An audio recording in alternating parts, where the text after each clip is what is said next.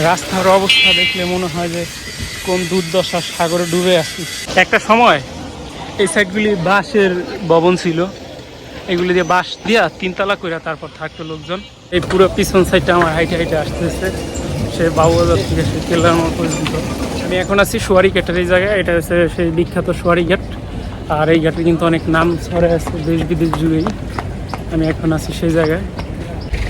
আমি যখন সোয়ারি ঘাটের দিকে যাচ্ছিলাম তখনই এই যে ভাইটি ক্যামেরার ফ্রেমের ভিতরে চলে আসে, সেও আর কি আমার সাথে কথা বলতে চায়। পরে আমি সামনের দিকে যেহেতু যাচ্ছিলাম, আমি তো যাব চকবাজারের ঢোকার মতো যে একটা রাস্তা আছে, তো সেই রাস্তার এই দিকে আমি চলে আসছি। তো আমি আসছি যে আপনাদেরকে এই রাস্তাটা একটু দেখাই। তো এই দিক দিয়ে আমি সোজা চলে যাব, আমি সোয়ারি ঘাট হয়ে আমি চলে যাব একদম কিল্লার মোড়ের এই দিকে। কিন্তু আমি আপনাদেরকে এই রাস্তাটা দেখাই, আপনারা এই জায়গায় আসলে এই রাস্তা ধরেই কিন্তু আপনারা একবারে চকবাজারে যেই মেন একবারে যেই দোকানপাটগুলি আছে সমস্ত ওই দোকানপাটের যেই চকবাজারের যেই মেন রাস্তাটা, এই রাস্তাটাই হচ্ছে এটা দিয়ে কিন্তু আপনারা যেতে পারবেন। এছাড়াও কিন্তু ঢাকা শহরে থেকে চকবাজার যাওয়ার জন্য অনেক রাস্তা আছে, কারণ চকবাজারকে বলা হয় যে ঢাকা শহরের হৃৎপিণ্ড। কেন না হৃৎপিণ্ড বলা চলে, এই সারা বাংলাদেশের হৃৎপিণ্ড, কারণ এই চকবাজার থেকেই কিন্তু সারা বাংলাদেশে বহু ধরনের আইটেম হোলসেলে বিক্রি করা হয়। এজন্য চকবাজারকে অনেকটা গুরুত্ব দেওয়া হয় ঢাকা শহরের ভিতরে। তো এই যে এটা হচ্ছে সোয়ারিঘাট, তো এই সোয়ারিঘাটের রাস্তা ধরে কিন্তু আমাকে হেঁটে হেঁটে সামনের দিকে আগাতে হবে কিল্লার মোড়ে যদি যেতে হয়। আর এই যে দেখেন যে এই যে সারি সারি গাড়িগুলো রাখা আছে, এই সাইডেই কিন্তু ছোট একটা পার্কের মতো আছে। এই পার্কে যদিও আমার কখনো যাওয়ার সৌভাগ্য হয় নাই, তবে আমার যেহেতু এরকম কোনো গুরুত্বপূর্ণ কাজ ছিল না, এই কারণে কিন্তু আমি এই পার্কের দিকেও যাইতে পারি নাই।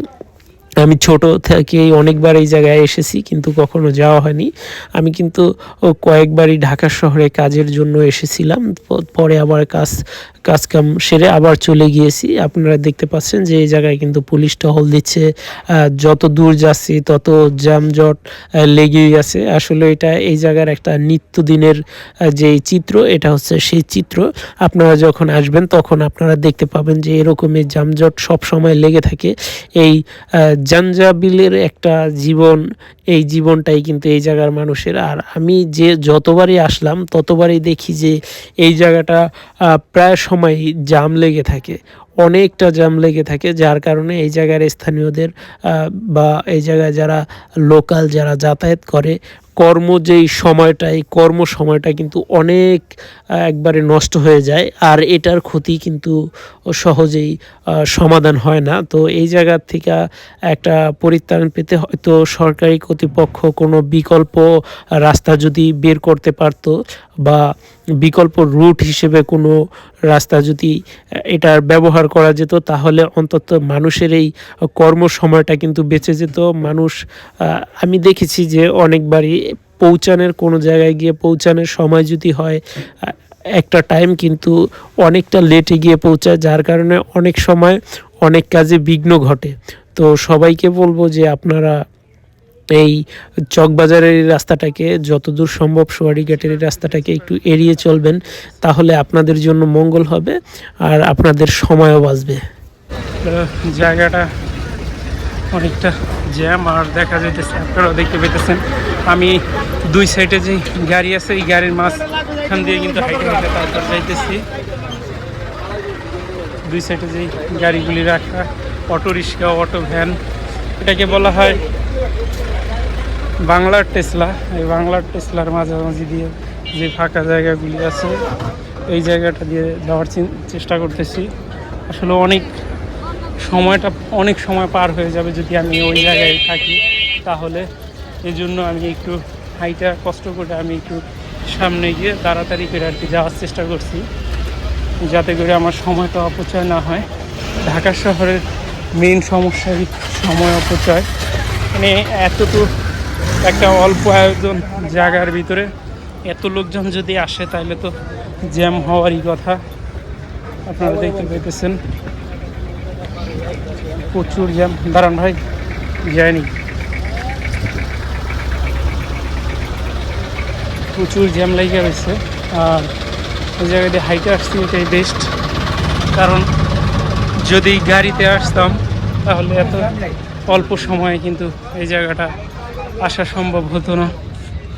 যত দূর চোখ যায় ঠিক তত দূরে জ্যাম দেখা যায়। আমার পিছনে এই দিকে দেখালে দেখা যাবে যে পুরা সারি সারি গাড়ি, বেশি দেখাও যায় না, বড় বড় একটা গাড়ি থাকার কারণে বেশি পিছনের সাইডও দেখা যায় না, সামনের সাইডও বেশি একটা দেখা যায় না, এরকম একটা অবস্থা। যখন আপনারা এই সোয়ারিঘাটের রাস্তা ধরে কেল্লার মোড়ের দিকে যাবেন তখন আপনারা দেখতে পাবেন আশপাশের সাইডগুলিতে অনেক প্লাস্টিকের কারখানা আপনারা লক্ষ্য করলেই দেখতে পাবেন। এই জায়গায় কিন্তু পুরুষ শ্রমিকের পাশাপাশি নারী শ্রমিকরাও কিন্তু পুরুষের সাথে সমান তালে কাজ করে। এই জায়গার কাজের অনেক কঠিন সময়গুলি পার করতে হয়, কেননা এই জায়গায় প্রায় 12 ঘন্টা প্লাস ডিউটি করতে হয়, সাথে কঠোর পরিশ্রম। তো এই জন্য মানুষের অনেক কষ্ট হচ্ছে। আর এই জায়গায় কিন্তু আমি অনেক ছোটোবেলা থেকেই আমি যখনই এসেছি তখনই দেখেছি এরকমই অবস্থা, এরকম অপরিষ্কার অপরিচ্ছন্ন, যানজট, তারপরে ময়লা এরকমই থাকে। তো তারপরও এখন বলা চলে অনেকটা উন্নত হয়েছে আগের তুলনায়। আগের থেকে এখন স্বচ্ছ দেখা যায়। আরও আগে অনেক দুর্গন্ধযুক্ত ময়লাযুক্ত যেই আবর্জনা ছিল এটা কিন্তু স্তূপ করে রাখা ছিল, এখন এটা কমে গেছে, সেই হিসেবে অনেকটা উন্নতি হয়েছে। তো আপনারা যত দূরে যাবেন দেখতে পাবেন এরকম কারখানা সহ আরও এই মানুষের কর্মসংস্থানের জন্য অনেক ক্ষুদ্র ক্ষুদ্র প্রতিষ্ঠানও আছে, অনেক বড় পরিসরেও অনেক প্রতিষ্ঠান রয়েছে। তো আপনারা চাইলে এই জায়গায় আপনারা কাজ করতে পারেন। পাশাপাশি আপনারা এই ঢাকা শহরে কিন্তু অনেক কাজই আছে যেটা আপনারা করতে পারেন।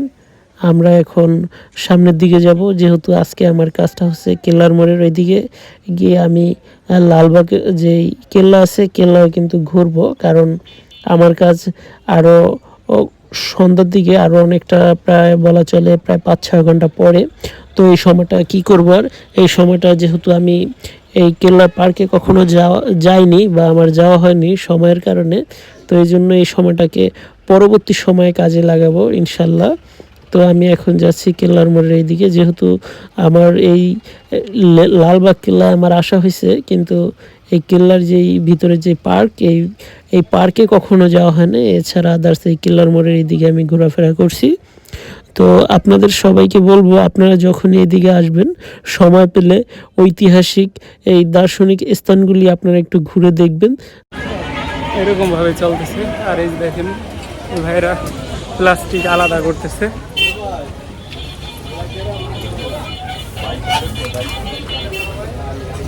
পুরো পিছন সাইডটা আমার হাইটে হাইটে আসতেছে, সে বাবুবাজার থেকে সে কেল্লার মোড় পর্যন্ত।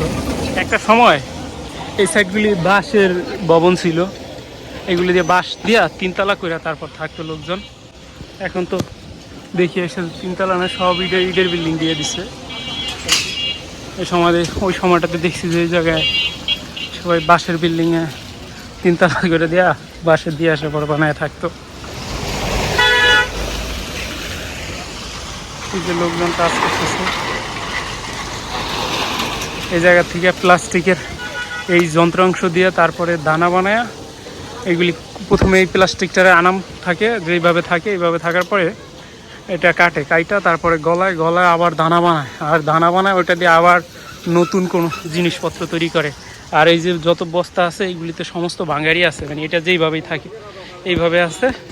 বিভিন্ন ধরনের প্লাস্টিকের যাবতীয় আসবাবপত্র যা আছে তারা সেইগুলির ভাঙিয়া কাটার মেশিনে দিয়ে কাইটা তারপরে আবার নতুন করে দানা বানায়, আবার নতুন কিছু বানানোর চেষ্টা করে। এইভাবেই চলে তাদের এই ইসলামবাগ তথা এই সাইডের কর্মযোগ্য, এইভাবেই চলতে থাকে।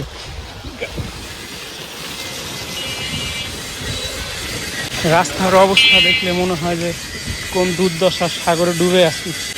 আসলে এই সমস্ত রাস্তাগুলি অনেক বেশি ব্যস্ততার কারণে যতই মেরামত করুক এই সমস্ত রাস্তা বেশি দিন একটা টেকসই হয় না। আর আমাদের দেশের কাজের মান তো মাশাআল্লাহ সবাই জানেন যে এই জায়গার কাজের মান কীরকম হয়। দেখেন এই যে জায়গায় কাটতেছে, পুরো রাস্তা কাটতেছে,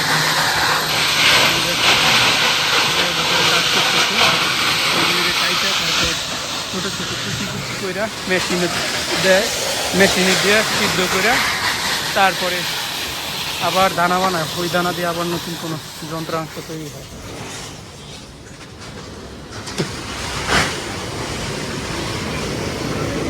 এই যে কাজ করতেছে সবাই, এগুলোকে বলা হয় কুচ্চা। এই যে এগুলোকে কুচ্চা বলা হয়।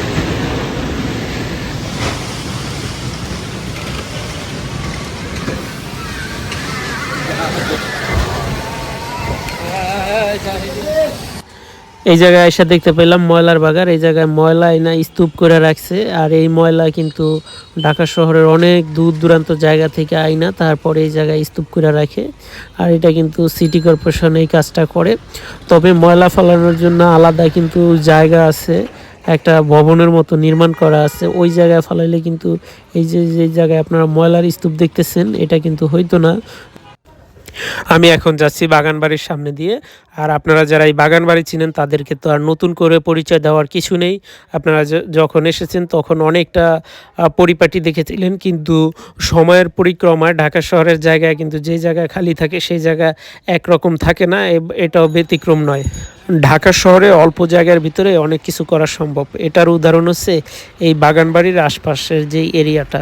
আপনি যখনই আসবেন ঢাকা বাবুবাজারের যে নিচের রাস্তা, একদম ওই রাস্তা ধরে সোয়ারি ঘাটের এই দিক দিয়ে যখনই আপনি কিল্লার মোড় পর্যন্ত আসবেন তখন আপনি দেখতে পাবেন আর বুঝতে পারবেন যে অল্প একটু জায়গার কতটা মূল্য।